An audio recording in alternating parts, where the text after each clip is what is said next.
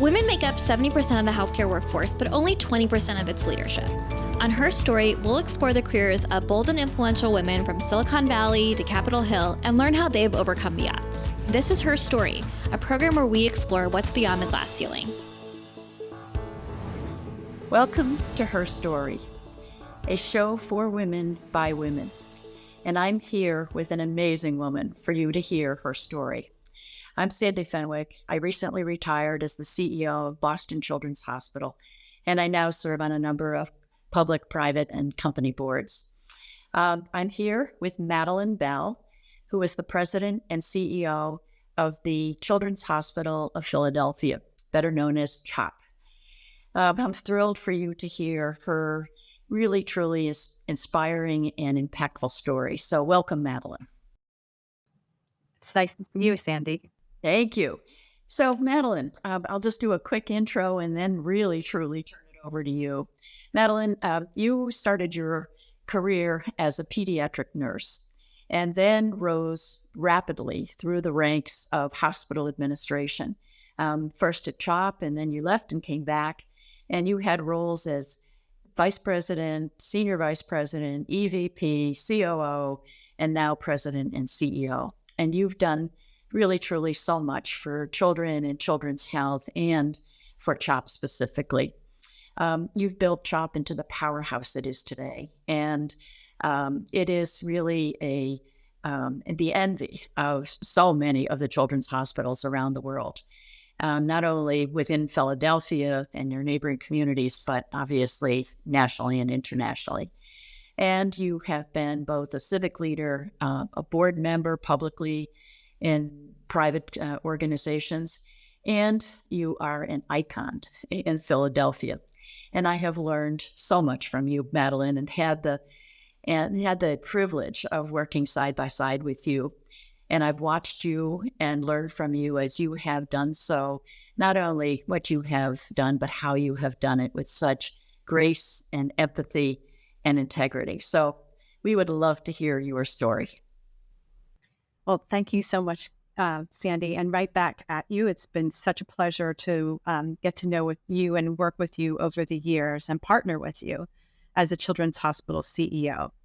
I suppose my story is unique, just like everyone else's. As you mentioned, I started as a pediatric nurse, and if somebody had handed me a piece of paper that said, "This is your future, you will one day be the CEO of this organization," with 25,000 people and over $4 billion in revenue, I would have said, "You have the wrong person.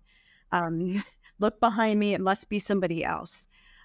So I think the moral of the story is that you never know where your career will take you, and for me, it's been such an opportunity and a privilege to have the career that I have had. But I would say the most important sort of thread that runs through my career is having a curiosity and an interest to do more and have more decision-making power over, the work that I was doing. When I was a nurse, I remember feeling curious about why people are making the decisions they're making that are impacting my life as a nurse. And rather than being curious about it, I thought, why not be part of making those decisions and navigating this on my own? And that was sort of what got me to go from being a nurse to going into hospital administration. And then from that point on, really my career has been a matter of people tapping me on the shoulder and saying, "Hey, would you like to try to do this?" And me saying yes, even though I was not comfortable. So I remember one time I was really happy with my portfolio. I loved everything I was doing. And I was asked to oversee revenue cycle. And I really knew nothing about it. But I realized that, leadership transcends whatever technical area you're working in, and that I could learn that technical area. And I said yes. And I gave up a portfolio that I loved. But I did it to be challenged and to learn a new skill and to feel, like I've broken out of my comfort zone. And so I would say even to today, I I do that. I push myself outside of my comfort zone. And then for me, it's such a sense of accomplishment to step back and say, I've actually done it. So that to me is the sort of thread that runs through my career that has gotten me to where I am today without it being planful in any way, frankly. Madeline, you have, I think, said so many of the things that we hear over and over again. This, stretch opportunities that we jump into and we grab, and we're not necessarily afraid to take them on. But as a woman leader, and a very accomplished woman leader, a lot of the questions that we always get are, what have been some of the challenges as you have moved from, role to role, as you have stepped outside the organization, but you are truly viewed as an extraordinary leader, whether you are a woman or not. But what have been some of the challenges or some of the pitfalls, or even some of the advantages of being a woman leader?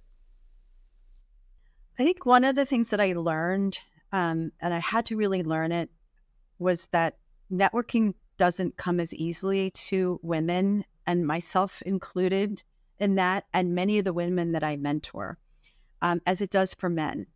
It seems like much more of a natural thing. And I, like many of the women I mentor, would be at my desk earliest, head down, cranking out the A+ work, doing it all at home, doing it all at work, and expecting that's the only way that I was going to be able to develop my career. And I ultimately learned along the way that successful men, generally speaking, my experience, really networked a lot. They spent time playing golf. They, went to baseball or football games together. They just seem to feel much more comfortable stepping away from the desk, getting things done. And that's where opportunities came, where people got to know each other, and, that all the benefits of networking. So I learned it later in my career, and more the hard way. And I really try to tell women to be first of all, to network and to be intentional about it. I had to work at it. Yes, everybody else was on the golf course. I don't play golf. I've never had the ability to have that time commitment because I was a working mom, and, my discretionary time was spent, doing other things. But what are the other ways that I could network with business leaders, and how could I be intentional and planful about that? So that was an important lesson, and something that, took some time for me to sort of hone that skill. So, Madeline, you mentioned networking with other business leaders. How did you do that? Because, a lot of the women ask, well, that's great, but where do you start? And how do you break into those things? If you can't break into the golf and other things, how did you do that? Well, as an example, Chamber of Commerce always has networking events. Different groups, business affinity groups, have networking events. Even, women corporate directors. I remember at one point I was invited to a networking event before I was ever on a corporate board. And I remember thinking like, oh, it's at 7:30 at night. I've had a long day. I don't really want to go. And when the person who invited me, I showed up, the person who invited me didn't come to the event. So I was right next to the elevators, and I was thinking, all right, pivot and go down that elevator and go home. But I pushed myself and I said, I'm going to go into this event, and I'm going to meet several people in from different industries that I don't know, and developed a nice table relationship with the people at my table, and some ongoing relationships. So I think you do have to be planful, but most communities will have different types of events, and you can start there, and then you start getting invited to things. Madeline, obviously, throughout your career, which is not over by any stretch of the means, You obviously have been faced with difficult situations, whether they were one-on-one people or big organizational challenges. What do you think were some of the greatest attributes, skills, or characteristics that helped you deal with those? Yeah, I mean, I really believe that my background as being a nurse has helped me a lot because generally speaking, nurses are very empathetic. I mean, the people who select nursing as a profession are empathetic to their patients. And so I think empathy is something that I've tried to bring and maintain in this role. Listening and always understanding what is it like to be in the shoes of our frontline staff, as an example. What is it like to be in the shoes of our board? How are they thinking about this? So really that skill set of listening and trying to put myself in somebody else's position comes from my background in nursing. And I think it's served me well in my various roles, even outside of working at a hospital. And were there situations that, people talk a lot about some of the biggest challenges of being a leader is managing people. And being empathetic is clearly an incredible skill set and characteristic of who you are. But there are times when you have to do some really hard stuff. How do you find doing those things? And so many people, and many of us, avoid them because they're so hard. But those are the kinds of things that people are so interested in learning how to do better at some of those things. Yeah, I mean, I think a basic tenet of being a leader is your job is to inspire other people to do their best work, and in an organization to row together. And finding a way to do that, getting people to the place of understanding the big why are we all here? How does that unite us? And, when I go to adult hospitals, I always come back to, my children's hospital and think everybody that works here has chosen to work with children. There's something very unifying in that. And I leverage that all the time. And so I think that's one way to get people around the why and to find that point of unity. The other is to help them to understand how they fit into the big picture and what role they play and how decisions are made. And I remember one time meeting with a group of staff, and it has been my habit to have lunches regularly with frontline staff who are randomly selected by human resources. And I'll sit down and have lunch with them and listen to them. And I remember one lunch I was heading to, I knew that I was going to be faced with some compensation issues with this group that had been pulled back, some special overtime. And what I was trying to explain to them is we're not indiscriminately sitting in a corner office just taking away something from you. We're trying to be really responsible on our costs. Our costs are also passed along to our patients. And we want to be in line with, other children's hospitals and other hospitals. And so I was trying to tell them, how this all fits in. And while they didn't love the decision, they understood it.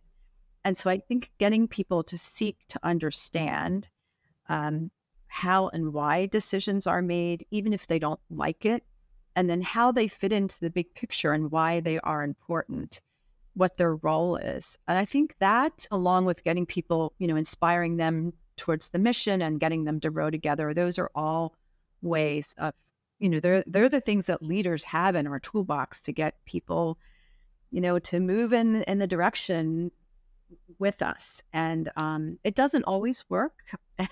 And I always say to people, I am not going to be everyone's favorite person. I am not going to be the most popular person. But if people believe that I'm fair and I'm competent, that's what I'm going for. And because I was actually talking to somebody on my team earlier today, and she's like, I'm tired of getting thrown under the bus. And I said, well, as a leader, sometimes that happens, right? And it happens to all of us. And we just have to pick ourselves up and say there may be 10 compliments we get for every one time that we're thrown under the bus. But for some reason, we focus on that getting thrown under the bus part. So I just had this conversation a couple of hours ago with somebody. So it's not all glamour being a leader. It's challenging, but you also have to keep yourself inspired by all those really good, rewarding moments. A lot of what you've talked about is the culture that we need to build as leaders. And as leaders of a 25,000 person organization, that is really a challenge. Trying to touch everyone and trying to have people belong and to really inculcate a culture of fairness and respect and diversity and all of those things. And Madeline, you have been so incredibly successful at doing that. You talked a little bit about, mission and people's understanding and people's, role in that. What are some of the other things? I think the fact that you sit down and you talk with people from really all walks of life in your organization. And the fact that you have made those kinds of relationships and connections is clearly one of those. But are there other things that you think of that help build that culture of why people want to come and stay at Job? Yeah, I think, first of all, I think it has to be really intentional. And so I've been really intentional about the culture. When I became CEO, I created a leadership platform that said, here are all the things I want to be known for. And here, when I leave my job, which I'm here, this is a 168-year-old organization. I'm here for a tiny fraction of time. What do I want to be true when I leave? And so I did all of that homework up front and then used every opportunity to embed the cultural messages that I wanted. We created values and aligned people around those values. We reflect on those values. I mention the culture and use storytelling to reinforce that. Every Monday, there's a message that goes out to all of our employees, a CEO message, and I embed, the key cultural messages and reinforce our values in that way. So whether in writing, whether talking in town meetings, whether in our executive walk rounds that we do on the front lines, being really, really intentional about modeling the cultural expectations and then telling people, like just saying it out loud, this is what I expect of us.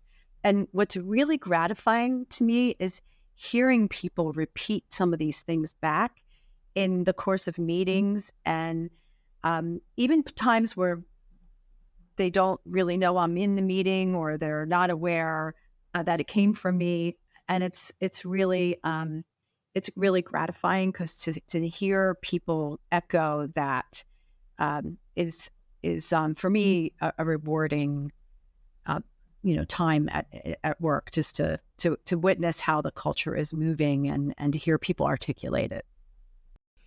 Oh, thank you. I think that is so helpful, I think, to so many people who are trying to figure out not only the where you're going, your vision, but the incredible importance of bringing people along and having them really care about not just their own local, personal or departmental role, but how they fit into the important picture that really, when a healthy organization, when an organization is healthy, it really is everyone's benefit, those we serve and those who serve, right?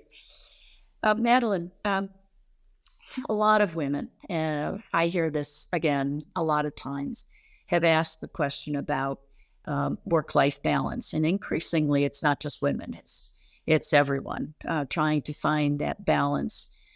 How do you think about that? And obviously, how has it worked for you? But how do you think about it also as a leader? Yeah, I do tell people who are on my team all of the time, because I'm at a different point in my life. I'm a mom, and I was a working mother from the time my kids were 6 weeks. My oldest was 6 weeks old. We didn't have family leave back then, and so I always tell people on my team, or anybody that I run into, go to that play, go to that little graduation from elementary school, whatever it is, because you can't recapture that time, and the work will be waiting for you. And find a team member who you can delegate to, or somebody, a colleague. So I do try to encourage people that it's really important to have that, or to recharge, just to not just leave to take care of kids, but to find that thing that helps you recharge. And so I articulate that a lot, and I ask people and model to people that, and I tell them I'm taking time off and what I'm going to do, and ask them what they're doing to try to explain to them that it's okay. So I think that's what I do now.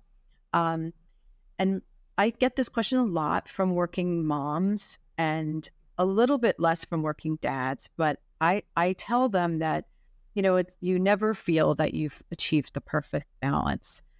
But when my children were little, they used to make me feel really guilty. Like, why can't you be the mom who goes to the farm show with us, or does, the art in the classroom mom? But later in life, I was actually writing a blog post, and I said to my kids, like, I've always felt so bad about this. They're older. And they said, "Oh, Mom, you should have never listened to the 7-year-old us or the 9-year-old us. We didn't understand, but now we're so proud of you, and so proud of what you've done. And we love spending time with you, and we learn from you, and you've helped us so much in our life and our careers. And we always knew that we were number one in your life." And it's like, I get choked up every time I say this, recount this, because if I had only had the ability to take years of guilt away from myself, of always feeling torn. And so I say to parents who are working parents, it's going to be okay, but you need to always let them know that they're number one in your life, and communicate with them. So I used to say, well, I can't go on that school trip this week because I didn't have 4 months notice for my calendar. But I can work in the Little League snack bar because it's at 7:00 at night. So I'll sign up for a bunch of those, and I'll be there. And on Sunday night, I would be really clear with them. This is where I can be. This is where I can't be. And I guess that ongoing communication, letting them know that they were important enough to me to communicate about what I could and couldn't do and why, even though they didn't like it and understand it at the time, and totally did the guilt trip thing. I now know that it didn't do harm to them, which is what I worried about so much. So I try to tell parents the story, and how I navigated it. But I don't think it's possible to achieve a balance. I think if you think you're going to, you're just going to feel like you're always on a treadmill. And I think you just do your best at wherever you are at the time.